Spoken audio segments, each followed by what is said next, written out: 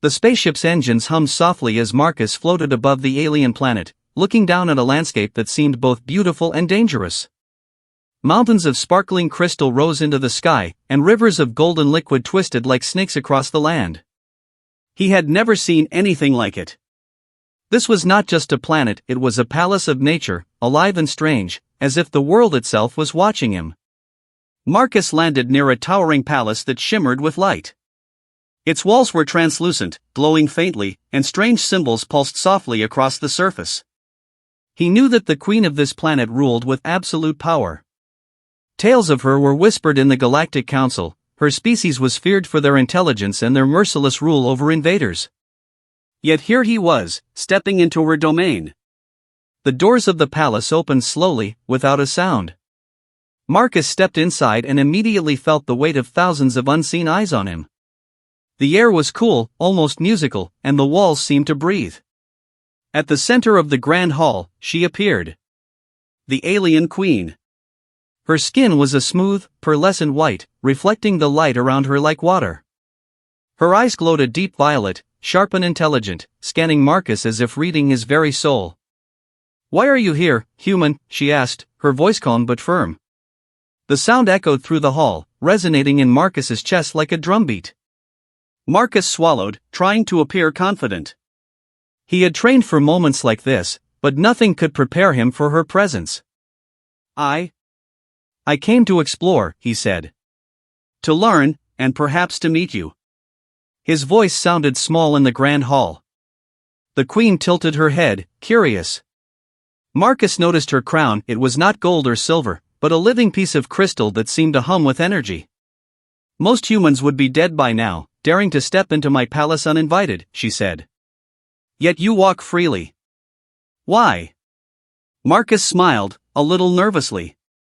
He knew he had to take a risk, or she would dismiss him as another weak human.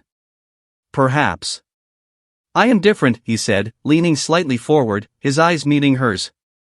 "Or maybe I just have good taste." The queen raised an eyebrow. "Good taste?" Her voice carried both amusement and suspicion. Marcus's heart raced. He took a bold step forward and said, almost jokingly, "You'd make a perfect wife." The hall fell silent. Even the faint hum of the palace seemed to pause. Marcus realized immediately that he had crossed some invisible line. He had expected anger, a strike, maybe even instant death. But nothing happened. The queen froze, her violet eyes widening in shock. The light in her crown flickered, and she tilted her head, considering him. For a long moment, Marcus held his breath. Then, in a voice that was calm, almost hypnotic, she said, "I accept." Marcus's mouth went dry. You what?" he stammered. His mind raced. Did she not understand him? Did she mean this as a joke? He waited, half expecting a trap, half expecting an attack. But the queen simply studied him, her expression unreadable. The room felt heavier now, the tension almost unbearable.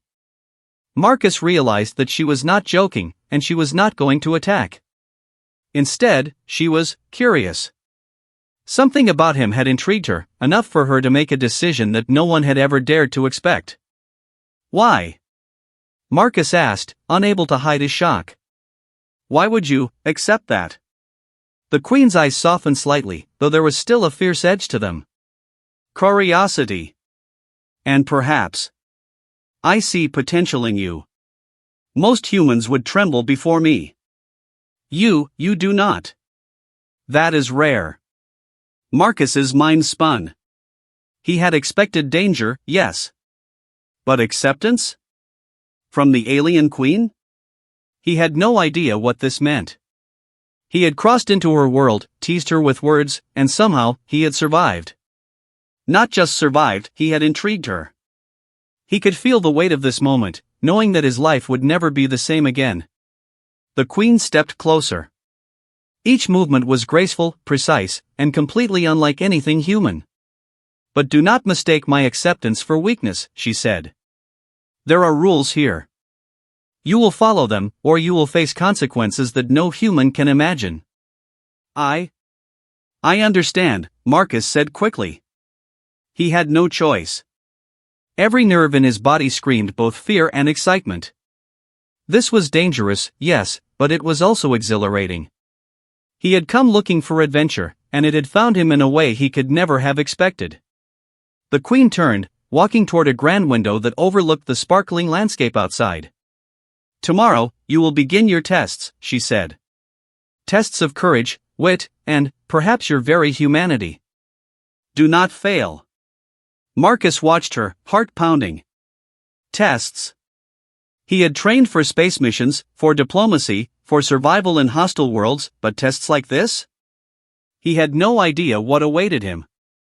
And yet, for some reason, he did not feel entirely afraid. There was a spark of hope, even excitement, in the danger.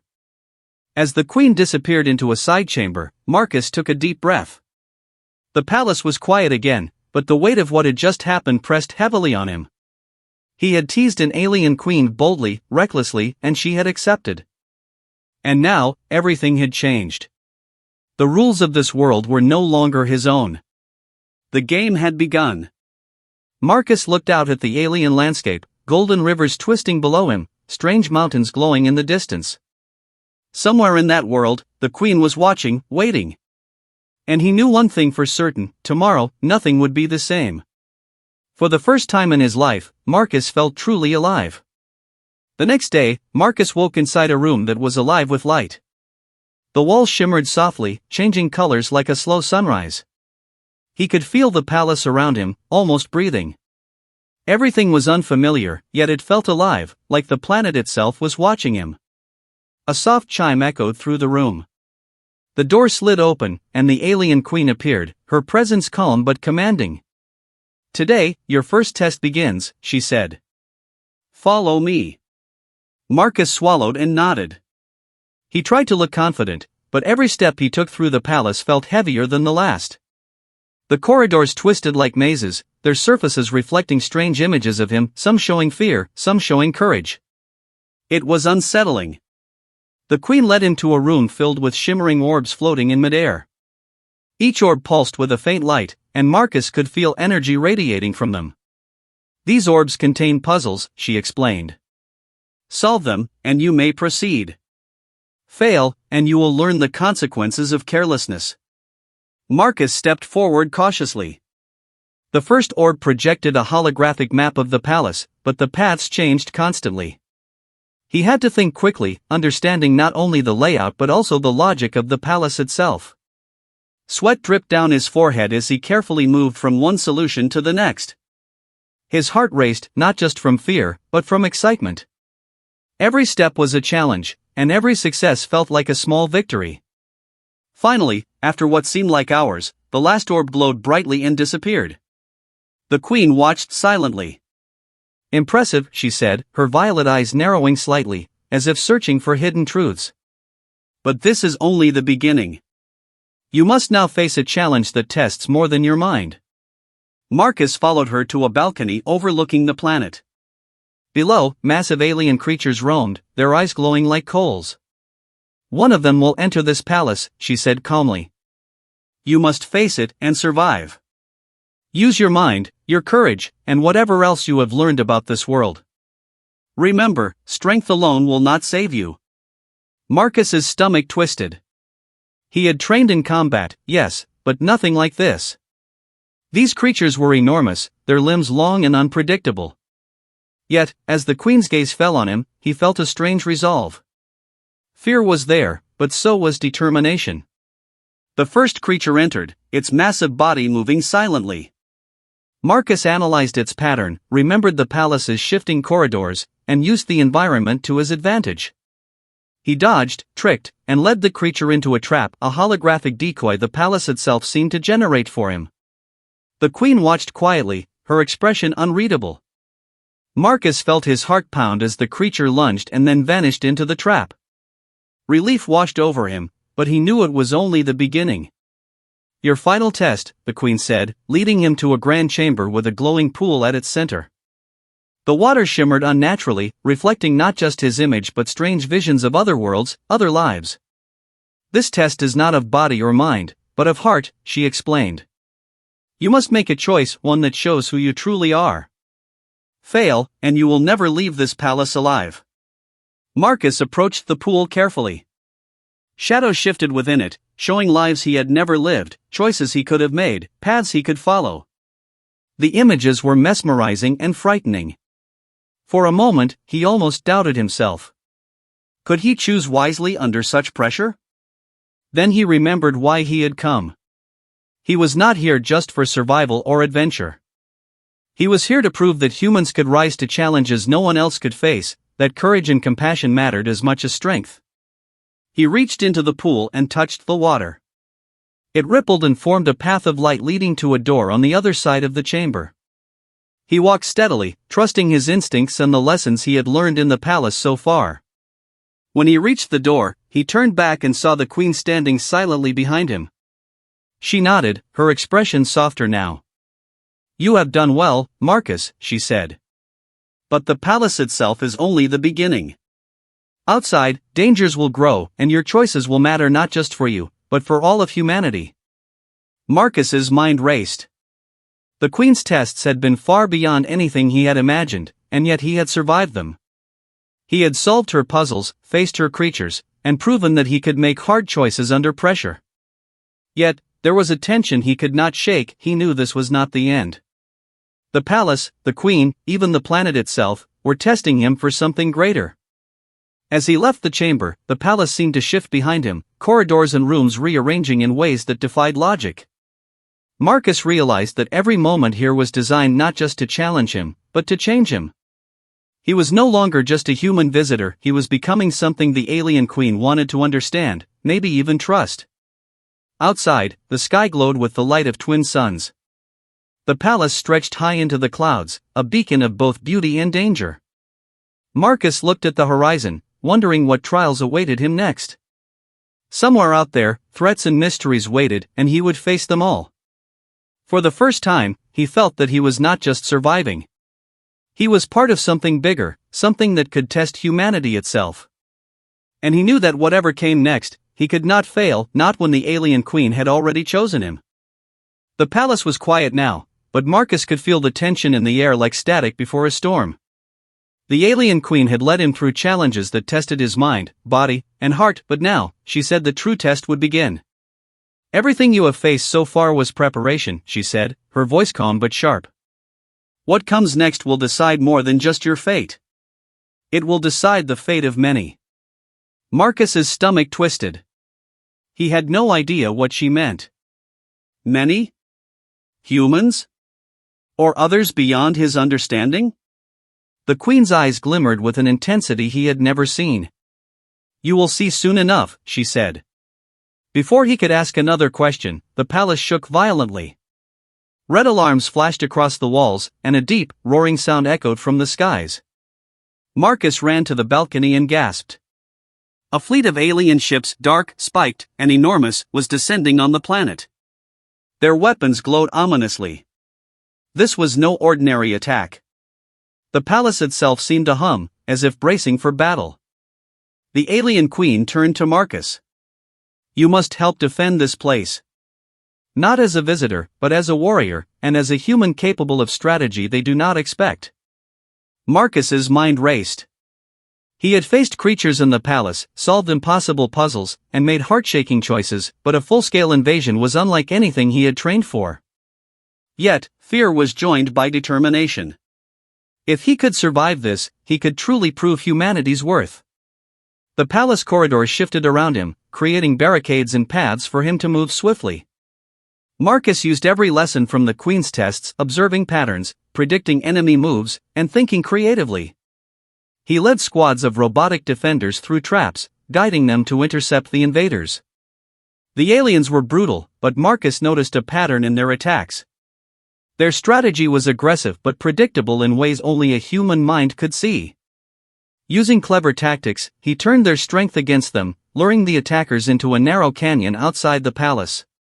When the invaders' massive ships crashed into the canyon, the palace was safe for now. Through the chaos, Marcus could feel the queen's eyes on him. She moved like a shadow across the battlefield, her presence commanding her own forces, yet never directly interfering with him. She wanted to see what he could do on his own. Hours passed, though it felt like minutes. Marcus was exhausted, yet the invaders kept coming. Suddenly, a massive alien creature, larger than anything he had faced before, appeared in the palace's central courtyard. Its eyes burned red, and its roar shook the ground. Marcus's heart pounded. This was the final test. The queen had said everything so far was preparation. This creature was the ultimate challenge. He remembered all he had learned: patience, observation, courage, and intuition. Using the palace's shifting corridors, he led the creature into a chamber that reflected its own image in countless holographic mirrors.